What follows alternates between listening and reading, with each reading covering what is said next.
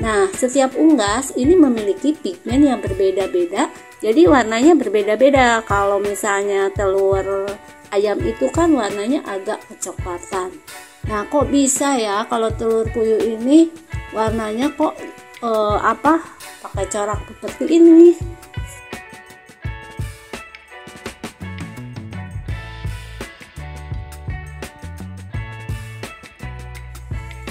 Assalamualaikum warahmatullahi wabarakatuh. Teman-teman, selamat bertemu kembali dengan Cece Petani Kantoran. Kali ini Cece Petani Kantoran akan membahas mengenai telur.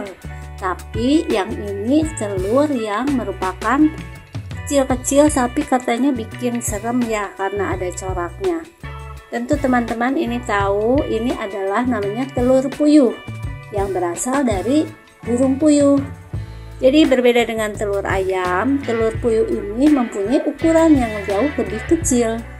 Cangkangnya ini berwarna krem ya, kalau dilihat ini ada warna krem dengan bercak coklat dan hitam. Jadi ini bisa warnanya hitam ataupun bisa warnanya coklat. Dan untuk bercaknya ini sangat bervariasi sekali. Tapi walaupun ini kecil, telur puyuh ini kaya akan nutrisi juga.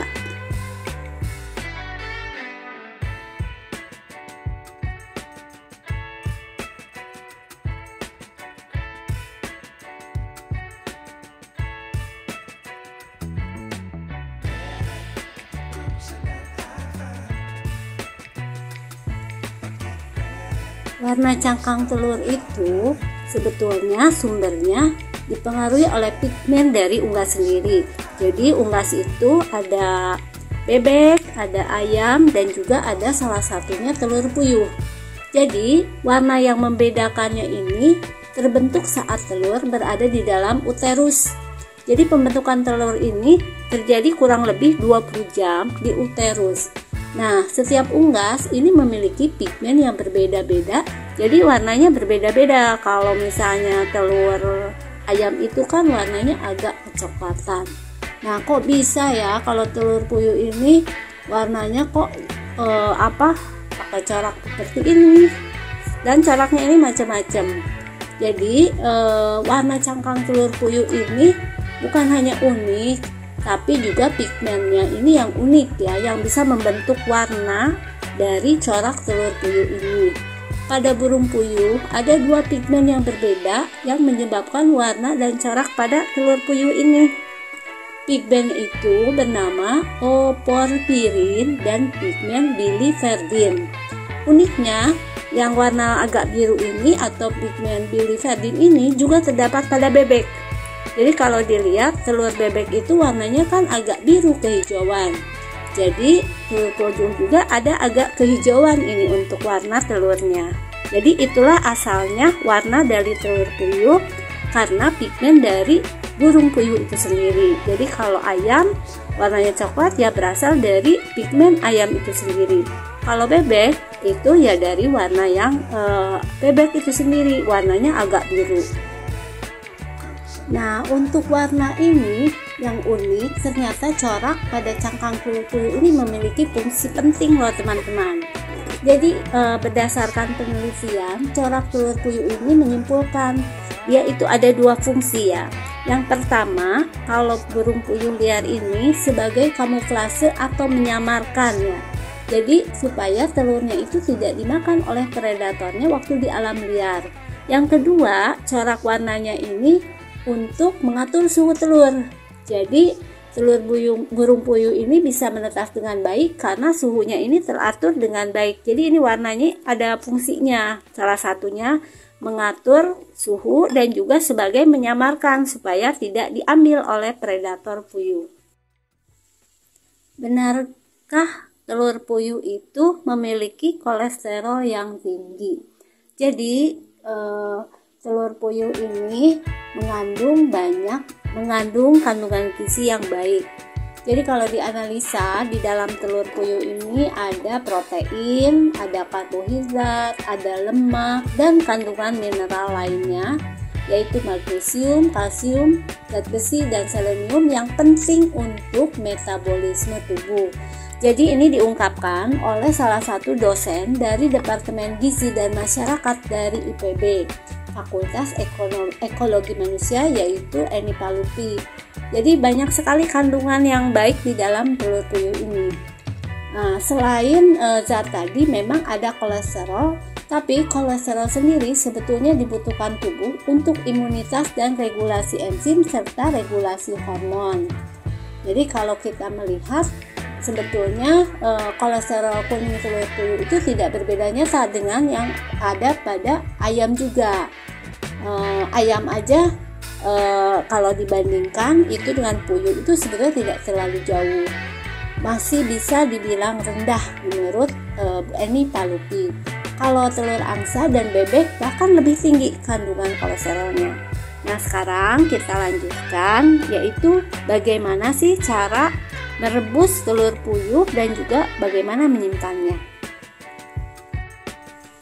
Nah, sekarang kalau kita yang suka telur puyuh dan pengen menyimpannya dalam jumlah yang cukup banyak, yang pertama, telur puyuh yang untuk konsumsi itu maksimal digunakan 2 minggu.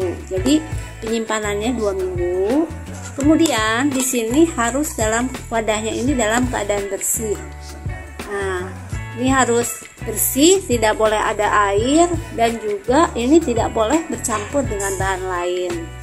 Nah, kemudian kalau kita menyimpannya, ini kan ada posisi runcing ya. Nah, ini harus disimpan posisinya ini seperti ini. Bagian yang runcingnya ini harus di bawah. Nah, kita harus menyusunnya seperti ini. Nanti kita akan susun ya cara menyimpannya. Salah satu untuk memperpanjang masa simpan telur puyuh biasanya kita merebusnya, atau supaya juga nanti kalau kita punya telur puyuh agak banyak, kita tinggal menggunakannya untuk memasak dengan berbagai macam olahan. Yuk kita masak. Jadi seperti ini ya teman-teman. Jadi kalau mau ngerebus telur puyuh biar hasilnya bagus, nggak pecah, jadi kita panaskan dulu air sampai mendidih ya. Tapi sebelumnya kita tambahkan dulu garam sedikit, nggak usah banyak-banyak. Jadi tujuannya adalah untuk membuat telurnya nanti matang dengan meningkatkan kenaikan titik lidih atau meningkatkan titik lidih dari air yang semula 100 derajat. Nah, seperti ini telur puyuhnya udah kita siapkan. Cara memasukkannya pun kita harus hati-hati, jadi jangan asal cemplung. Ini telur puyuhnya udah kita siapkan, kita tunggu dulu sampai mendidih.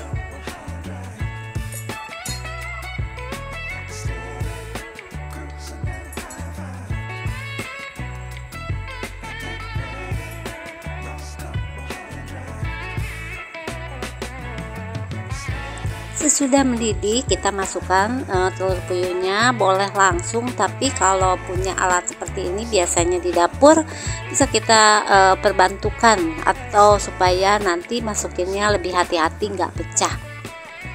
Pemasakan atau perebusnya karena telur puyuh ini kecil hanya sekitar 5-7 menit aja, jadi itu akan matang ya teman-teman.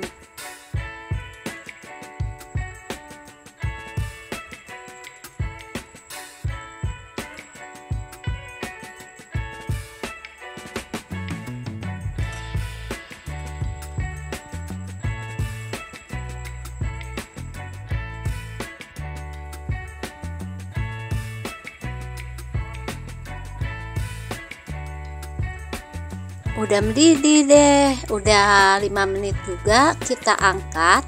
Nah, pada waktu mengangkat kita langsung masukkan ke air dingin, itu salah satu tipsnya. Boleh juga tambahin es di air dingin tersebut supaya waktu dikelupas nanti telurnya ini betul-betul bulat utuh. Nah, silahkan mencoba ya teman-teman. Terima kasih yang sudah menonton video ini sampai dengan selesai. Jangan lupa klik subscribe-nya, dan jika perlu atau ada manfaatnya tolong di-share, dibagikan ke teman-teman yang lain agar bisa lebih mengenal mengenai telur puyuh dan cara memasaknya.